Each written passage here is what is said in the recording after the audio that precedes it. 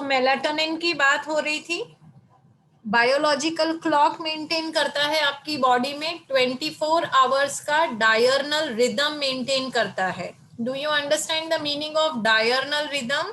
हम diurnal animals हैं, मतलब हम जब सनलाइट अवेलेबल है तब ज्यादा एक्टिव होते हैं, और जब सनलाइट नहीं है, जब रात है, तब हमारी बॉडी काम नहीं करती है, सो जाती है। We are evolve that way, we are diurnal, we are not nocturnal. तो जो लोग ऐसा बोलते हैं कि हम रात को अच्छी पढ़ाई कर सकते हैं, सुबह नहीं कर सकते हैं, let me tell you, your body supports you only during sunlight, not during night. तो आप कोशिश करें कि आप पढ़ाई करने का काम सुबह जल्दी उठ के करें, ना कि रात को देर से जाग के।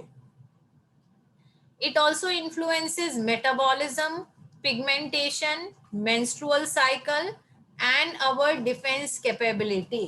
इसका सीधा सीधा मतलब यही है कि अगर आपका डायर्नल रिदम डिस्टर्ब हुआ, सोने के टाइम पे आप सो नहीं रहे हो और जागने के टाइम पे आप जाग नहीं रहे हो, तो आपकी इम्यूनिटी कम हो जाएगी, आपका मेटाबॉलिज्म डिस्टर्ब हो जाएगा, आपकी मेंस्ट्रुअल साइकिल डिस्टर्ब हो जाएगी, और हो सकता है आपके स्किन पिगमेंटेशन पे भी अफेक्ट आए।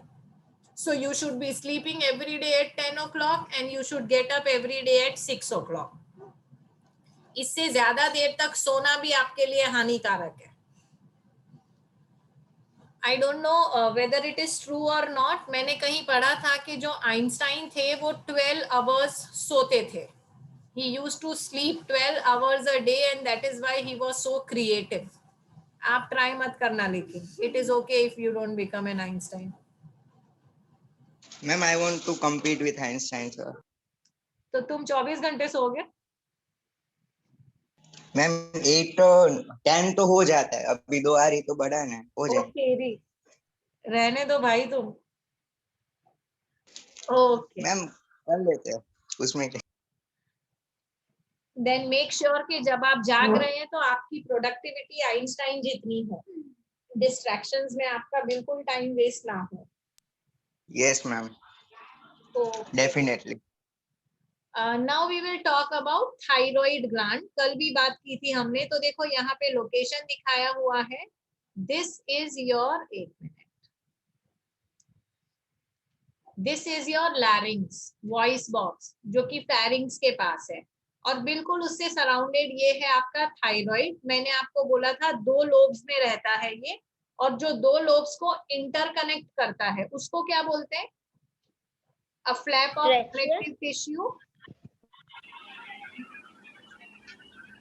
उसको इस्थेमस बोलते हैं, which is a flap of connective tissue. Okay, तो ये बटरफ्लाई शेप का ग्लैंड है at the base of neck below the thyroid cartilage.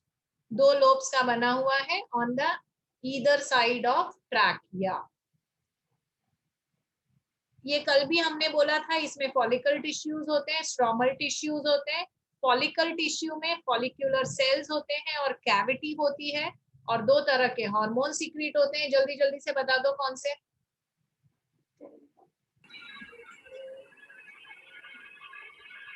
टेट्राआयोडोथायरोनाइन और आयोडोथायरोनाइन। कौन सा वाला ज्यादा एक्टिव है? T3। और ये भी देखो, थायराइड के अंदर डूबा हुआ कौन सा ग्लैंड है?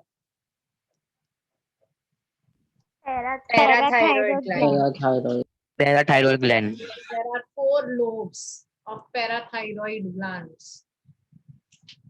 फंक्शंस थायराइड हार्मोन के मैंने आपको बहुत बार बताए हैं, फटाफट कौन बताएगा? चलो जल्दी।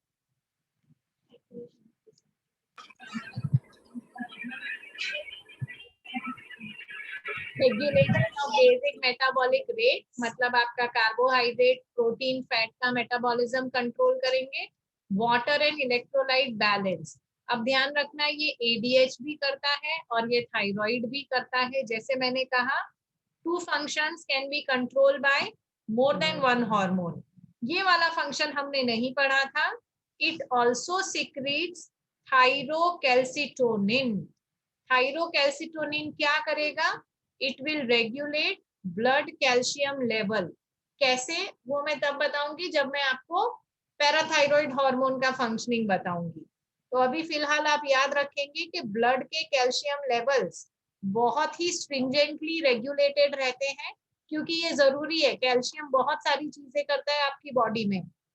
ब्लड क्लॉटिंग में काम आता है, आपकी बोन डेंसिटी रेगुलेट करता है, and it is also required for many other functions. ठीक है, सो ब्लड में कैल्शियम का लेवल मेंटेन रहना बहुत ही इंपॉर्टेंट है। दो चीजें मिलके इसको मेंटेन करेंगे, एक है थायरोकैल्सिटोनिन और दूसरा है पैराथायरॉइड हार्मोन।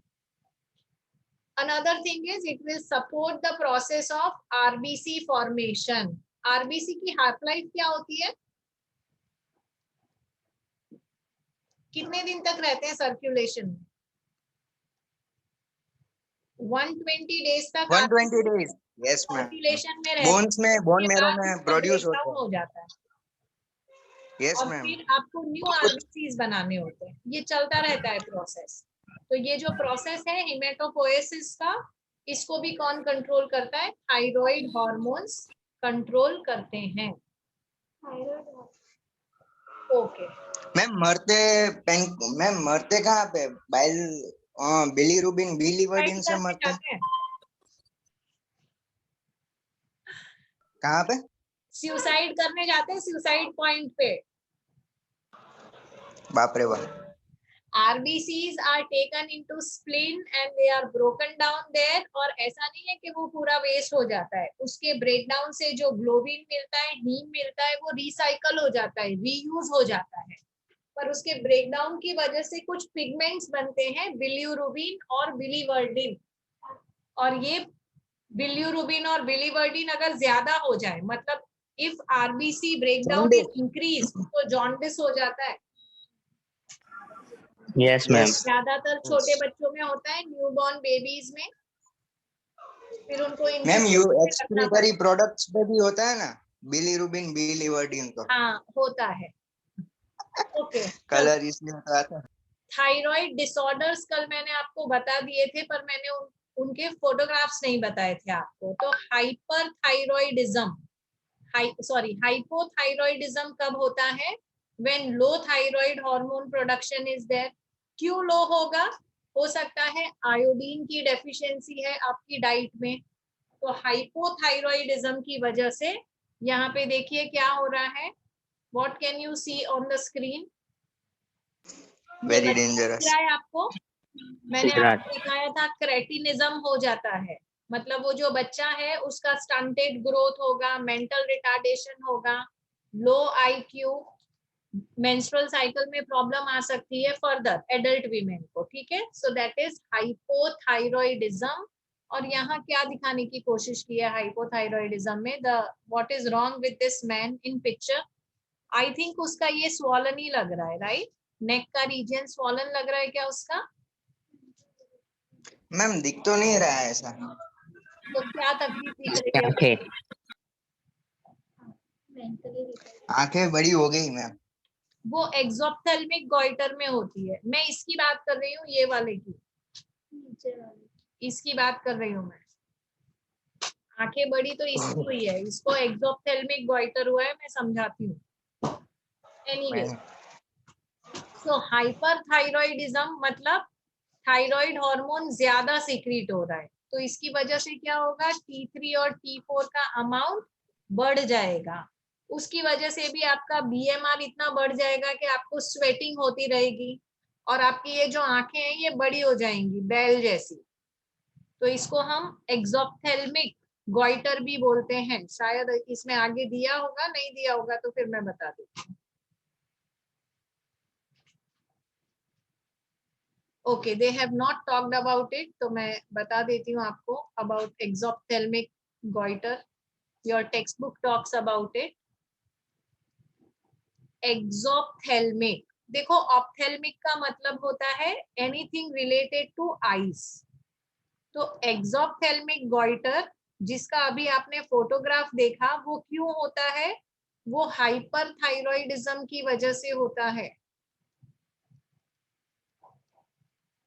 और इसमें क्या होगा? कुछ कुछ इसके सिम्टम्स हैं। एनलार्जमेंट ऑफ थायराइड ग्लैंड, जो कि ग्वाइटर में भी होता है, नॉर्मल ग्वाइटर में भी। प्रोट्रूशन ऑफ आई बॉल्स, आपकी जो आंखें हैं वो बाहर निकल आएंगी, जैसे गुस्से में हो जाता है ना वैसे, तो इन लोगों की आंखें जनरली वैसी ही रहती हैं। Then, Yes, ma'am. Increased metabolic rate, तो उनको बहुत पसीना आएगा, बहुत भूख लगेगी, कभी भी वेट गेन नहीं कर पाएंगे वो।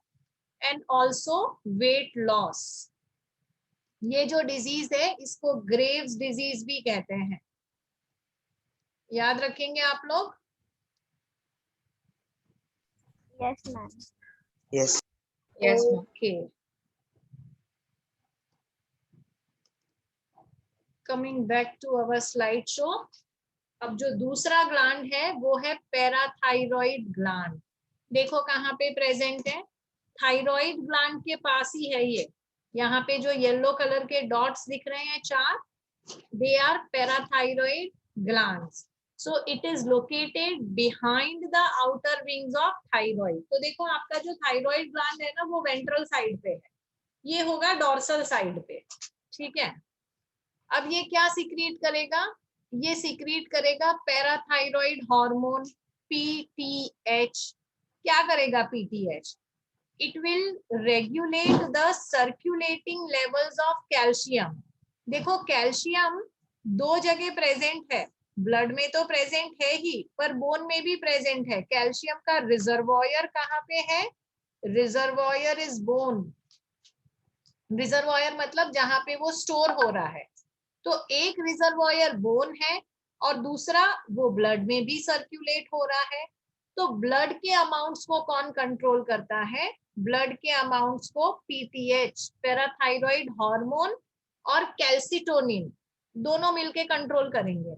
आई बात समझ में, कौन से 2 हार्मोन्स ब्लड कैल्शियम कंट्रोल करेंगे, पीटीएच एंड कैल्सिटोनिन, जो कि थायराइड हार्मोन सिक्रीट करता है। Are you understanding this children? Yes, ma'am.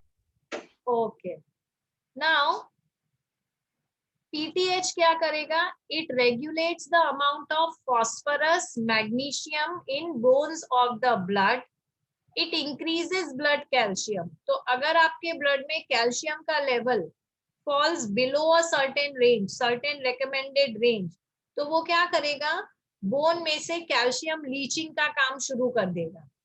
अब सपोज आप डाइट में कैल्शियम ले नहीं रहे हो और ये जो पीटीएच है ये बोन में से कैल्शियम निकाले जा रहा है, निकाले जा रहा है, तो फिर आपकी बोन डेंसिटी कैसी हो जाएगी, कम हो जाएगी। उससे आपको डिजीज भी हो सकते हैं, ऑस्टियोपोरोसिस हो सकता है आपको, बोन डेंसिटी कम हो गई तो। So it is a better idea to take good amount of calcium in your diet. कैसे मिलेगा कैल्शियम,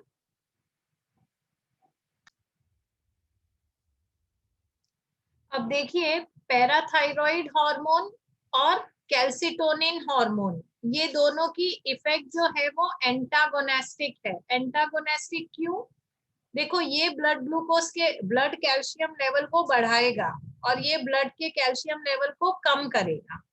ये बोन डीमिनरलाइजेशन करेगा, मतलब बोन में से calcium will be leached out. ये कैल्शियम डिपोजिशन करेगा बोन मैट्रिक्स में, तो इसकी वजह से बोन क्या होता जाएगा, स्ट्रेंथनिंग होता जाएगा। अब parathyroid hormone which is secreted by parathyroid gland, ये ब्लड में से तो कैल्शियम बढ़ाएगा, साथ साथ में it will give message to kidney कि उसको कैल्सीट्रायोल सीक्रेट करना है, रिलीज करना है। इससे क्या होगा, आप जो भी खा रहे हो उसमें से भी कैल्शियम का एब्जॉर्प्शन बढ़ जाएगा। अब बताओ क्या खाओगे, तो आपके गैस्ट्रोइंटेस्टिनल ट्रैक्ट को बहुत सारा कैल्शियम मिलेगा। You have to eat 1 banana every day. You have to drink a lot of milk and milk products. ये सारी चीजों से आपको कैल्शियम मिलेगा। खाते हैं हर रोज 1 बनाना, Yes, हम ma'am. बनाना तो खाते हैं मैम। और दूध पीते हैं हर रोज, मैम Yes, चाय ma'am. पीते हैं, चाय चाय coffee. 250 ml of milk is recommended every day and growing children should have it. without any default. Similarly, females 500 who are ml. suffering from perimenopausal symptoms also should have them. क्योंकि अगर आपके calcium के amount ऊपर नीचे हो गए तो आपको ब्लीडिंग प्रॉब्लम्स भी हो सकती है.